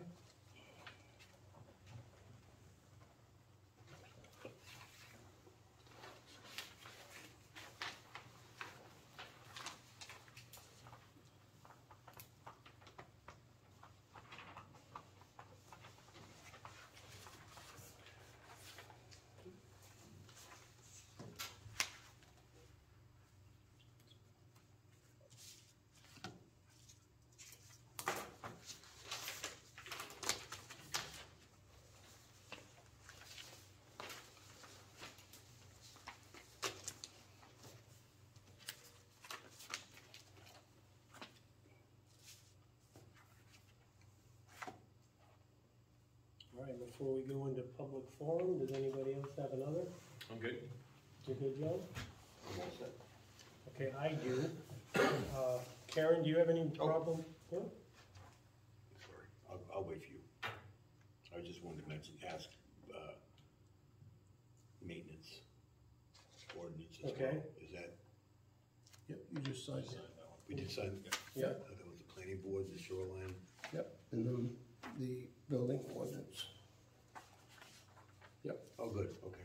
That's it. That was all All I set? noticed, yep. Karen, do you mind me reading this out loud? Nope, it's fine. Okay, so I received, well, the board received email from Karen, and I'm gonna read it out loud before I comment on it, because you guys would be lost, wondering what the heck is Jerry babbling about.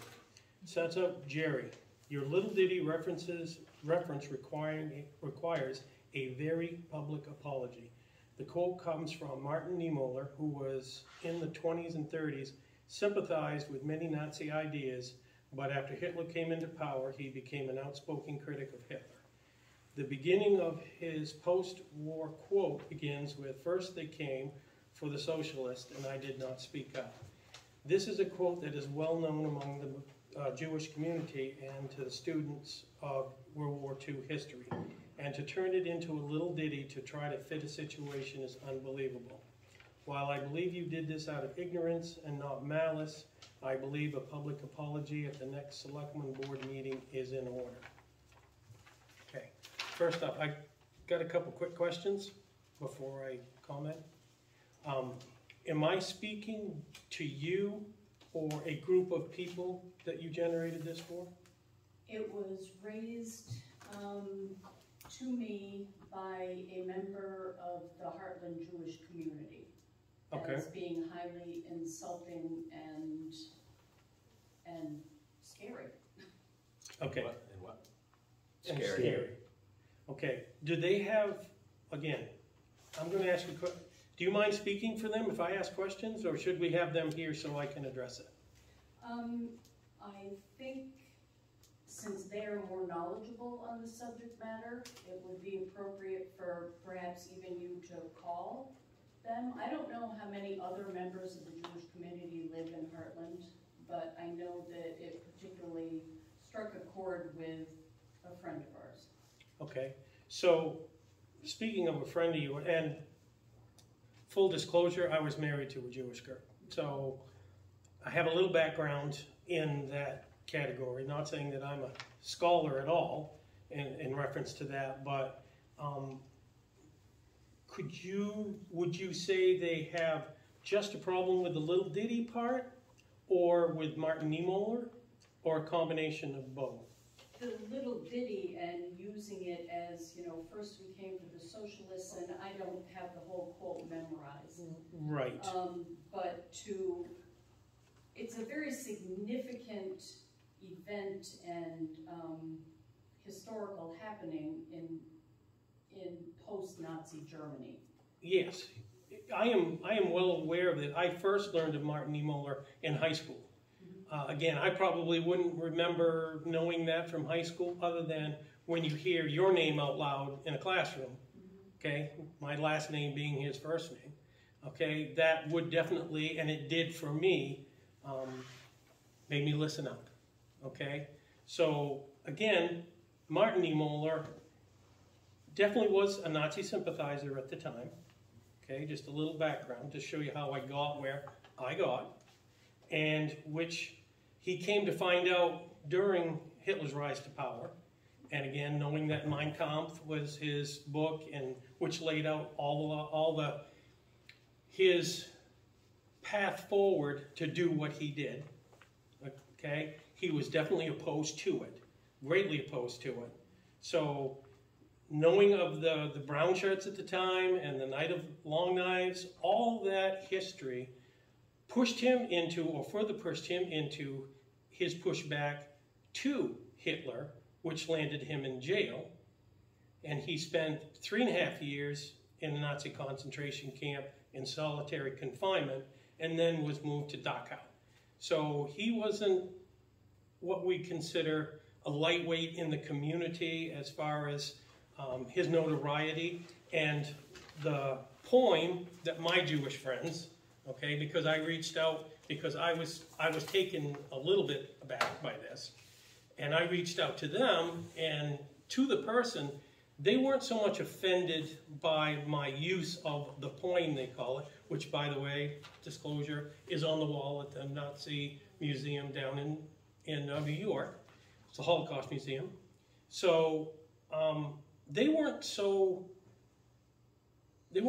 put back by my use of it, knowing that Martin Niemöller, and I'm going to call him from here out, Pastor Martin Niemöller, because that he was, used it very often and changed the text, depending on who he was talking to. And the second time that I was made aware of Martin Niemöller was in and again, he's very well known in the Christian community too, was in a Bible study, where he was brought up in the context of being not so much compared to the Apostle Paul, who spent some time in jail and also penned 4 books of the Bible, being in jail, but he was brought up in reference to that, saying that here's a man that spent all this time, again, being a German, in with Jewish people, preaching the Word of God, and then spent the rest of the time locked up in a concentration camp. And when he came out, the words he used were very passive, demonstrating the passivity of everybody that was there at the time.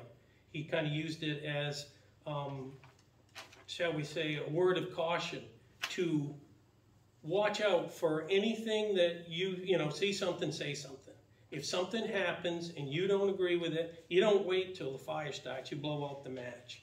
Well, he used very many times, changed the text. And when I was introduced as a part of a Bible study, it was, okay, same thing, except they came for the Catholics. And again, I wasn't Catholic, and I didn't say anything. And it gets down to, me, I'm a Baptist. Okay, they came for the Baptist, nobody to speak for me. So I have a very different realization of Martin Niemöller, and the people that I talk to, they just don't want that time to be forgotten. So not saying that that gives me permission to change the text of that. And my calling it a little ditty was, I guess, my way of bringing it down from the level that he used it at, post-war and Holocaust, down to, I want to make the point that we all need to be wary. We all in the same boat. We're all in the same family. We're all here being Heartlandites. Just be careful that, never forget that we're all family here, or we're all Heartlandites here. If that makes any sense to me using that. And as far as the apology goes, I will apologize to you and anybody else for if they are looking at the little ditty comment to say he doesn't understand. He's ignorant of what this really means to the Jewish people. I'm not ignorant of that, not at all. I understand the context of it, how he delivered it, why he delivered it, who he was. So. I appreciate you talking about it and letting us know from where you were coming. I think, if I had to guess, he felt it was trivializing the history by calling it a little ditty. But perhaps the best thing for me to do is to have him reach out to you, and perhaps you and he can hash it out. I felt bound to speak up for a friend who was hurt. Yeah, and I was a little taken back because I know, again, my experience with Martin Niemöller and the things he did in the Christian community, which I'm not saying that what he did, and again, a little history of Martin Niemöller.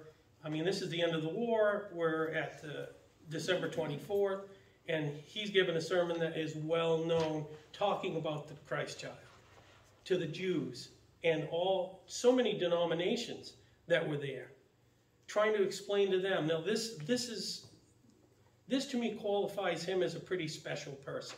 Not that he was a German, preaching to the Jews, explaining that here's people in a concentration camp that, I mean, their life could be over in a minute.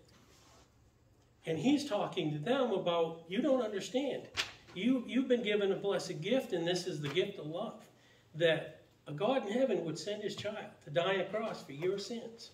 All he asks in return is you show his son the same love that he showed you by sending him to do so. That's a powerful message from this German to all these Jews. That is huge. So I can see a whole different side of this, and I would be happy to talk to him at length. I reached out to my Jewish friends. Might be a good conversation. It would. It would, because I got to tell you, they were not as, this seems a little bit angry and a pushback. And again, I only say this tongue-in-cheek. I haven't had a woman call me ignorant that I wasn't married to in a long time, so I got to tell you.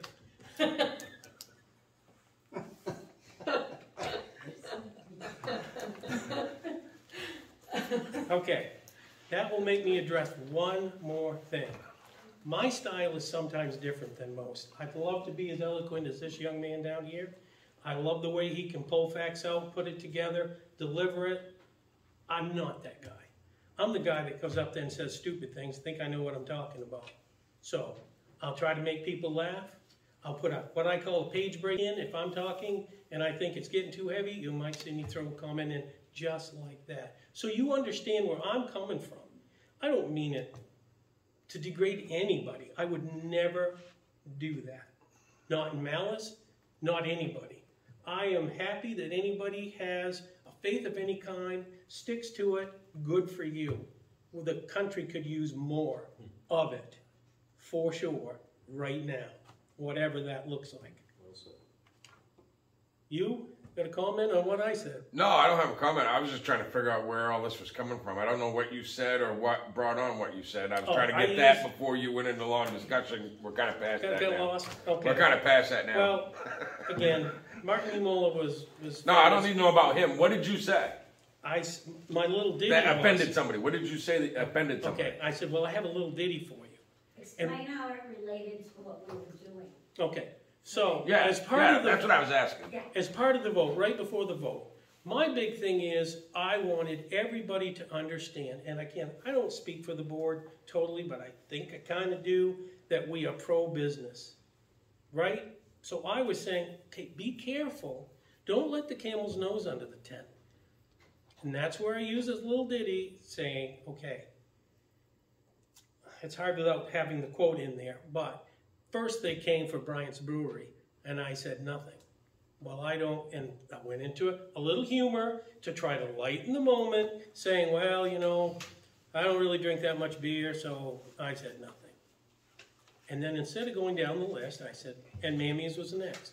But again, trying to be humorous, look at me. Do I look like I don't drink beer? Do I look like I don't eat Mammy's burgers and fries? No, I do. So, I said, but not to spoil this, I said, yeah, I'm a businessman here. So, someday they might come for me and no businesses will speak for me. And it is part of a, like I said, it's a quote, it's on the wall at the Holocaust Museum. It was very powerful. Back then it was, okay, look at all the things that happened that led up to what happened to the Jews. 6 million were killed, 5 million, all the crazy crap that the evil, and I'll use this, evil Hitler did. Nobody said anything when the match was struck.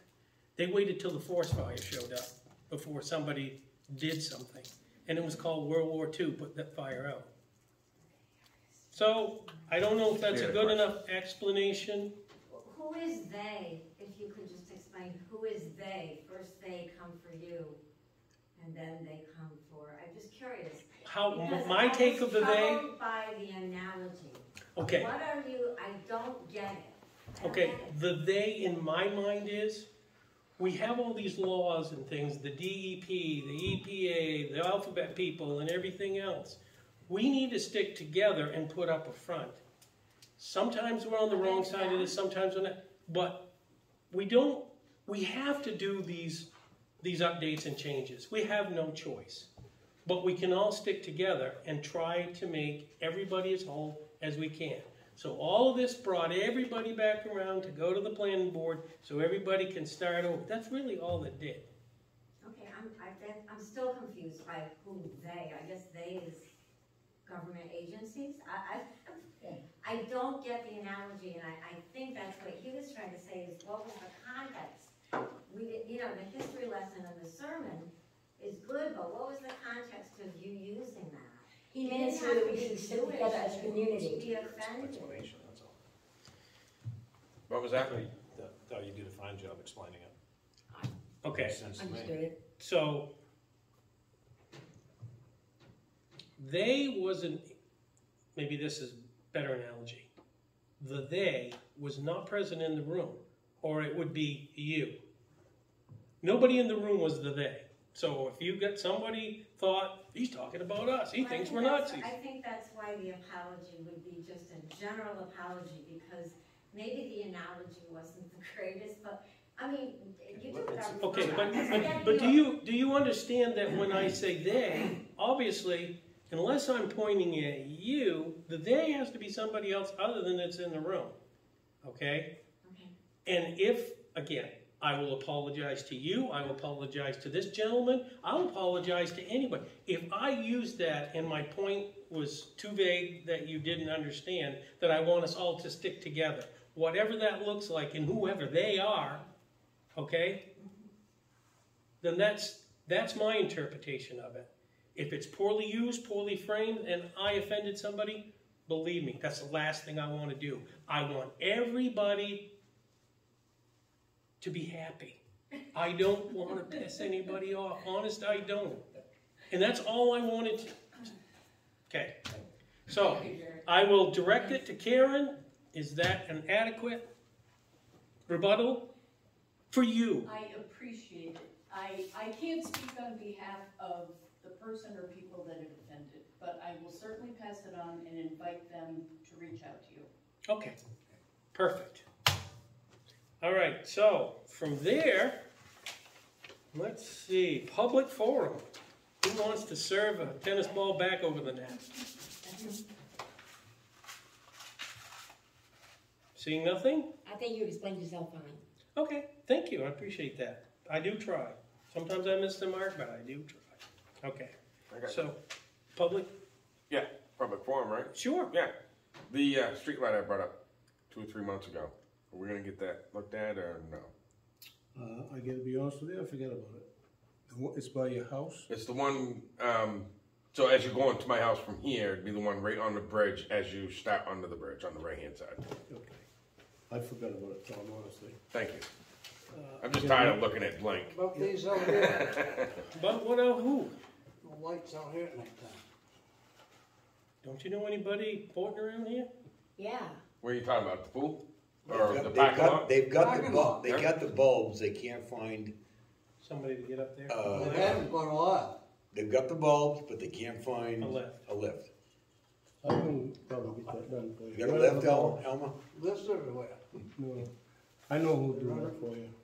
That, I think they've got the bulbs, they're waiting for a lift. Where are and the bulbs? I'll have to ask Robin, but I believe they're here.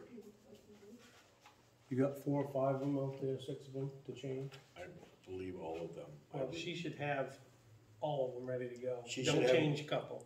I'll ask her all where new. they are. Somebody's gonna break a neck out here some night, and then you're gonna have some Yeah, problems. it should be all or nothing. Just throw that out there, tell her I said so. I agree. For what it's worth. Yep. Yeah, change them all. Plus, they're gonna have to figure out, could be a ballast, not a bulb too. So unless you get enough, That's right, it could be a ballast and a bulb. right. So, public forum, anybody? Anybody? Going. Sign some warrants. Thanks for coming, folks. Chris, could I take one